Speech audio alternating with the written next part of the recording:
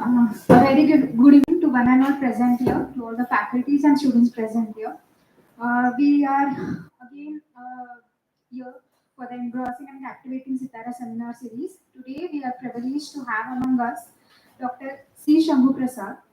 He is a professor of strategic management and social sciences at the Institute of Rural Management, Anand, and is currently visiting faculty at Sitara IIT Bombay. His research interests include science studies, social innovation and entrepreneurship, public policy, rural livelihoods, and managing producer organizations, sustainability transitions in agriculture. He serves on the boards of a few non-profit and a mentor to social enterprises. Thank you. Let's welcome him. Thank you very much.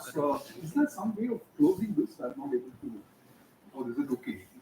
Quick deal, total 15.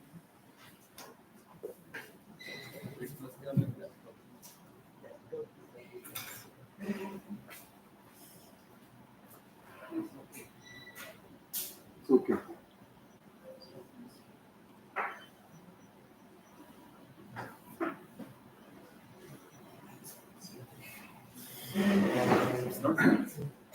So thank you for the introduction and thanks a lot, Professor Anand, for the invitation and the Sitara for the fancy title. So a few disclaimers to start with. So if you're expecting, clear blueprint for research or civic action, I might disappoint you. This is the title of a international workshop that we held at IRMA about a year and a half back in November 2023. But what I'd like to do today is to discuss a bit on this very interesting area of research on sustainability transitions.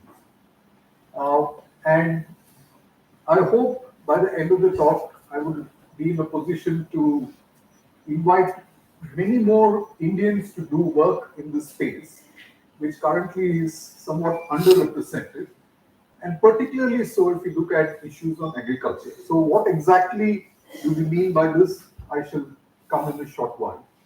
So I'd like to start with some introduction on the evolution and growth of this discipline. This is a 21st century interdisciplinary field called sustainability transition, which has kind of exploded in the last few years. And I've had an opportunity to be involved in this more from the periphery, looking at what has been happening. So I'd like to touch upon why is it that in this big area, why is it that work from India, and especially on agriculture, has been quite low. I'd then like to touch upon the experience we had very briefly on the international conference on what we call managing sustainable transition. So MST means managing sustainable transition, and in agriculture. So Professor Om Damani was also part of the conference. It was a 3-day conference. So from the papers in the conference, we had a set of 5 articles that were selected after a long process, and they've just come out as a as part of a special issue of the International Journal of Rural Management, which is published by SAGE, and the Institute of Rural Management Anand takes care of it. So in some sense, this is also an invitation to all of you to try and share your work at IJRM. But primarily, I hope to end with invitation to all of you to collaborate in this growing field, because a lot of work possibly needs to be done. So I happen to be part of this conference, which is an annual event, the International Sustainability Transitions Conference in Oslo in June last year. It was the first time I was attending this physically, and there is a research network, and I'll come to that in a short while. It's called the Sustainability Transitions Research Network. and they bring out a regular newsletter. Uh, so this is the 15th conference of this sort, and the numbers are quite staggering. So it's an international conference where people paid to come. There were about 500 scholars, 400 odd papers that were submitted, which included some speed talks and posters. All put together, close to about 927 authors were there in this conference. 20 tracks were there. There were also a few dialogue sessions, some on how you create new networks between research traditions, between research and practice, and so on. And there were 9 parallel sessions, roughly between 3 to 5 papers in each session, and very strict moderation. So if they start at a time, they would end at a time. And it's, the keynote address and the introduction all happened in 90 minutes. So they didn't really spend too much time on the paraphernalia that's sometimes associated with inaugural sessions in India. So these are some of the themes. These are the themes that had a lot of papers.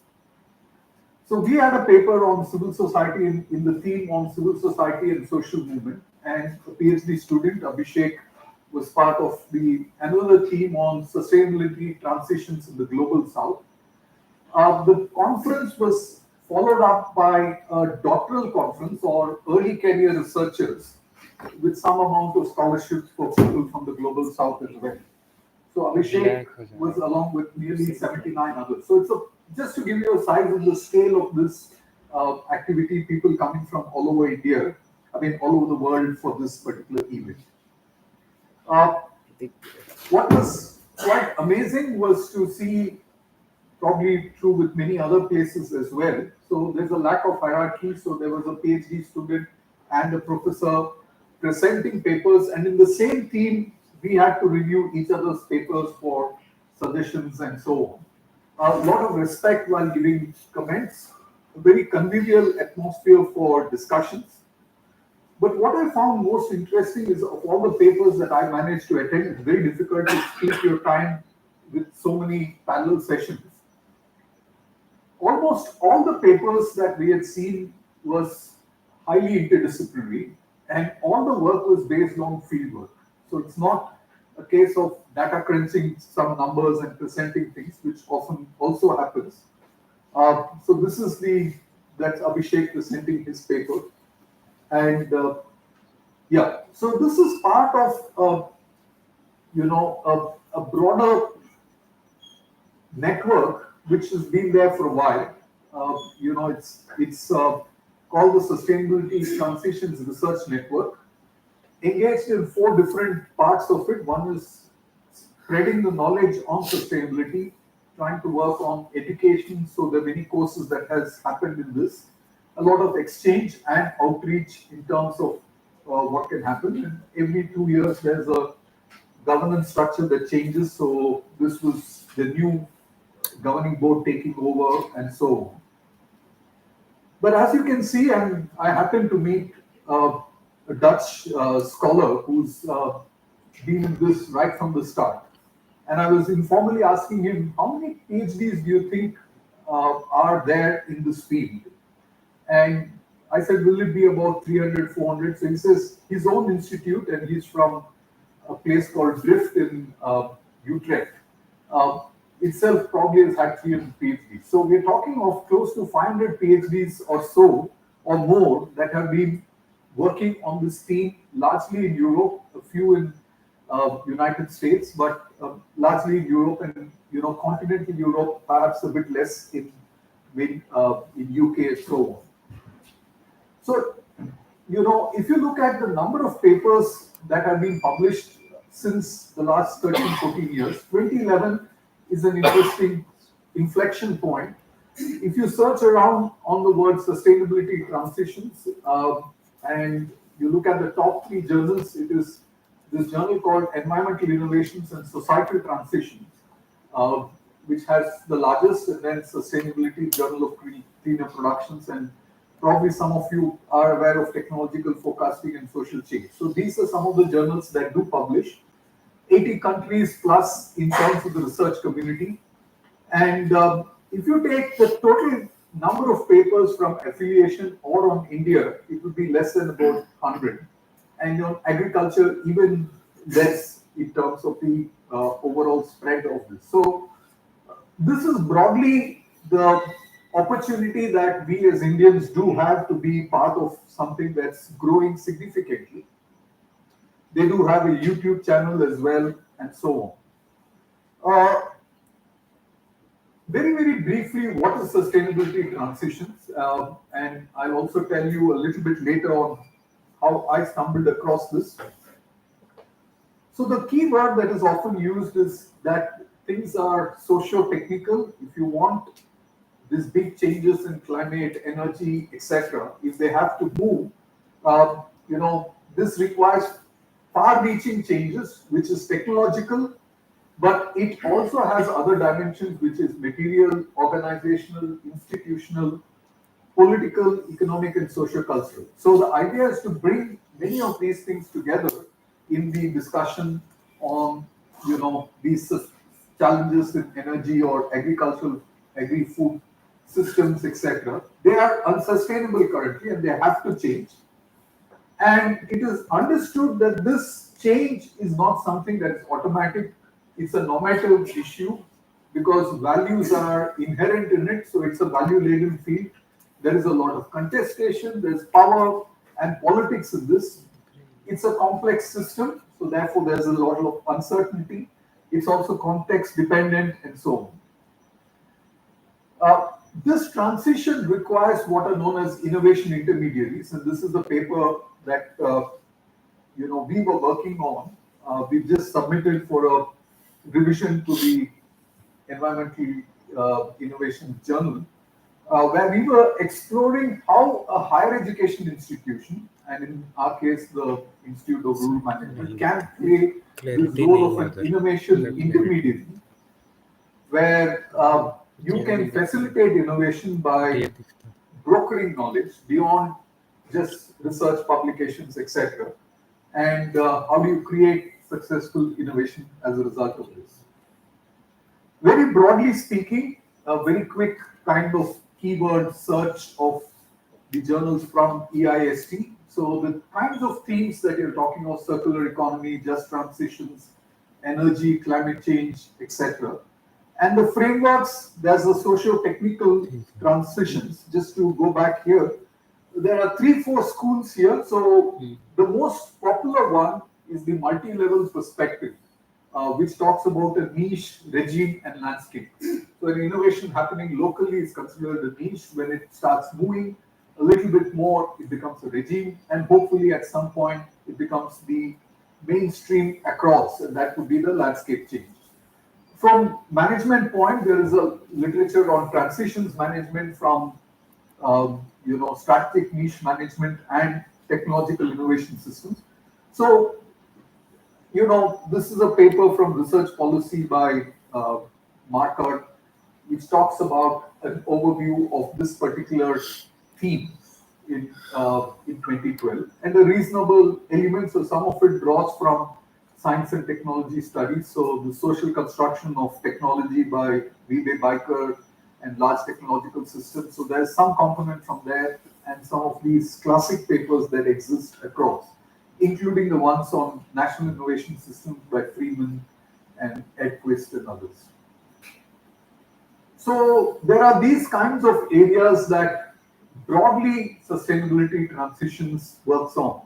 I won't get into the details of it, just to indicate the wide spread of this particular kind of journal and also the discipline. So how did I get into it? And I was just realizing that this actually goes nearly 15, 16 years back, when in the year 2009, I was at the Xavier Institute of Management then. I was asked to review a paper on biomass using this framework, which was in the Indian context, and it was on using the strategic niche management and transitions, and it was all completely new to me. So this is the kind of Sitara kind of work. So this was on environmental science policy, and in the discussion that went on, one of the comments that came after the review was, I'd really like to be sensitive to the Indian context and take fair account of this. And so since then, there's been a high focus on transitions management. And my interest has been a bit more on civil society. Um, and after this review, Anna, forget the name, let's just call her Anna. It's easier. So Anna had invited us to a regional workshop in Kolkata in 2010. So there was a project with the Jadavpur University was doing on, along with Jayashree Roy there, on role of experiments in sustainability transitions in Asia. So in some sense, there's been this engagement with Indian scholars in the past that came out as a journal paper a bit later. And a few years after that, in 2014 or so, this should be game changers. I think there's a spelling mistake here. So there was this invitation by Avellino and Wittemeyer, two very young and bright postdoctoral students in this field, where they had put together what was called transformatory social innovation theory. And they were looking at, it was a European Union project, and they were looking at some work we had done on the role of civil society organizations in promoting social innovation. And in this idea of social innovation there were several papers that was discussed, and that eventually led to a publication in the Ecology and Society journal, which was my previous work on innovations at the margins, which was on the system of rice intensification and transformative social innovation. So again, in the last 10 years, I have not done much work, but these amazing postdoctoral students are senior professors in their respective places and have been leading some of the discussions around. And it was nice to see them being supported fully by their professors in their own journeys of growth. So in 2022, we had made an attempt to formally register and participate virtually, though, in an international sustainability transitions conference. And that was the article that we were talking of. And basically what you see here is, if you look at the growth of sustainability transitions over a period and look at what's happening on agriculture, is very low. In agriculture in India also, the focus has largely been on energy and mobility or transportation. Those were the sectors that had a lot of emphasis. And so in 2024, this is the article that we hope will be coming out soon, on the role of how can higher education institutions create, a learning alliance. I won't be speaking on that today. And so we'll just take a jump to this particular conference, which was the reason for trying to set this up. We were, of course, running a small project on small farm income. So there was an opportunity that was provided to us. So there's a network of rural and agrarian studies, and Professor Om is aware of it. And IIT Delhi and IRMA got together to try and put this. The inaugural session had the participation of the Padma Shri Sri Bharat Bhushan Tyagi, and also Sarvadaman Patel, whom you can see here. He is the farmer with the cap there. That's his farm, the Baikaka farm. So we also had a field visit as part of the discussion. And one of the things we had was 4 panel discussions. One was on gender and agroecology, and 2 of the speakers are here, Sumi Krishna and Sabarmati. And 3 days, including a field visit, quite an intensive and exciting engagement during those 3 days. And roughly speaking, we had several themes. We can go into the details of it, but basically 8 broad themes that we had on which we had invited papers on. And the 3 broad questions that we were asking was, in agriculture, what does this sustainable transition looks like, and who defines this transition? What kinds of knowledge, science, and governance systems are necessary for making this happen? And what are the roles of various actors from the state, civil society, farmers themselves in providing pathways for sustainable change? So we had a reasonably good list of over 108 papers. But what was interesting out of these 108 papers was that a reasonable part of it, almost 50% of them, came from people not belonging to the academy, people from involved in, networks in agriculture, a few think tanks as well. Uh, so, which was interesting. Out of these, we had to, do some shortlisting. There were very good papers on sustainability transitions from some scholars, but not related to agriculture, so we had to drop some of them.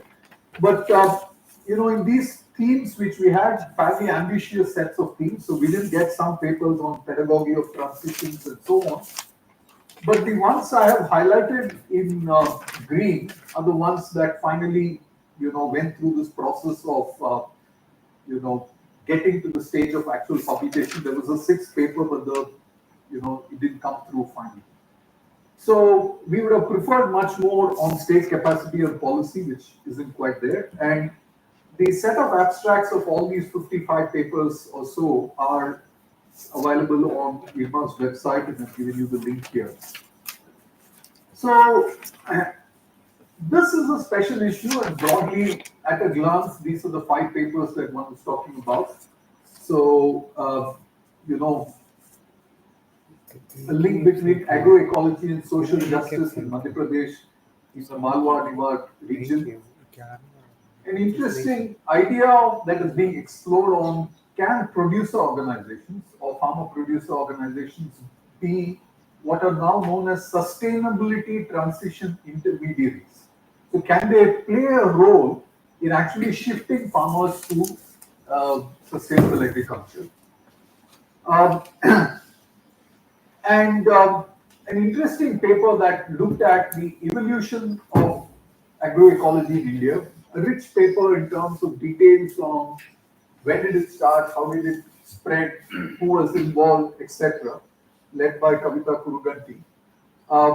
And then this is a paper which Professor Om is also a co-author in this. This is a baseline survey done in understanding natural farming in Madhya Pradesh through the National Farming Coalition for Natural Farming. A large set of authors. So about 1773 farm sites were explored, and some analysis based on that. And the paper on gender and agriculture. So what happens to gender relations if if you bring in an innovation, and this was the innovation of the system of rice intensification, which is a method of growing rice without flooding the rice fields and so on. But as a result of this, you have to invest in greater weeding. Weeding is typically done by women and through hand weeding, but then there is this new mechanical weeder that comes in. So there's a shift in the roles from women being disempowered due to technology and men being empowered. And in the state of Odisha, through a redesign of women being involved in the design of the technology, a different kind of weeder was made. And how did it actually translate in 3 different locations in Odisha? We are still hoping that Sabarmati will one of these days submit a PhD thesis, but one of those interesting cases that she got a honorary doctorate from the Odisha University of Agriculture Technology. And we are trying to say, please finish your PhD now. It doesn't seem to run much. Professor Agnihotri knows Sabarmati and her work quite well. Yeah, so what are we trying to look at in terms of these 5 papers? So just one quick comment in the preview. While the professor's name, the first author of the paper, Siva Muthu Prakash, on the top right, is a Sitara PhD student. Absolutely, I forgot to mention that. Thanks, Om. PhD graduate. And continuing working on the same PhD. So if you were to see these 5 papers and how they have articulated, why do you study agroecology? So Caroline Fuzley talks about industrialization bringing about a metabolic and epistemic rift which needs an alternative. There's several narratives on the failure of the Green Revolution. Caroline speaks particularly about the fact that the Green Revolution has had an unintended consequence, one of which was to make farmers lazy, not involved in the production process as much as in the farm as much as they would do. It has led to what is now known as de-skimming. Glenstone has papers on that. There's a depletion of soil, certain groups are getting disempowered, etc. And this whole concept of loss of autonomy of farmers and civil society organizations, the need for an extension system that is different from the conventional extension system, the state policies being highly unsustainable with the kinds of subsidies that perhaps goes into fertilizers and so on, and technology sometimes being treated as gender insensitive. So various sets of concerns motivates a shift away from Green Revolution into looking at an alternative paradigm known as agroecology. Now, how does agroecology situate itself within sustainability transition? So, the interesting part in the Indian context, agroecology again as a discipline, very well recognized internationally, but not in the Indian agricultural research system. So, agroecology is not taught in the state agriculture universities. In fact, there's mention of organic farming, and we'll talk about this shift from organic farming to natural farming. So why is it that this word agroecology is important? So there are journals on agroecology which is recognized internationally, and we are still finding it difficult to use that word. So Caroline asked this question, is agroecology emancipatory? Now, some of the discussions on agroecology talks about it as a science, as a practice, and also as a social movement. And this social movement occurred because of a shift in some sense in Latin America due to peasant movements and so on. So a part of that discussion has had to do with a lot of, value-laden discussions on social justice, dethroning capitalism, etc. So are these elements actually there in the Indian context? And an alternate paper by Kavita and others asking this question, shouldn't Indian agroecology actually be different? What are its origins? It's very different from the Latin American understanding of agroecology. Perhaps civil society organizations have played a bigger role, and so on. So why is it, overall, why do we want to study civil society and its role in sustainability transition? So how do we study this in agriculture? Different frames that have been used by the scholars. So Caroline is an anthropologist, so she used ethnography. Sabarmati was a student in the Wageningen University, and one of the interesting frames that they use is what is known as technography.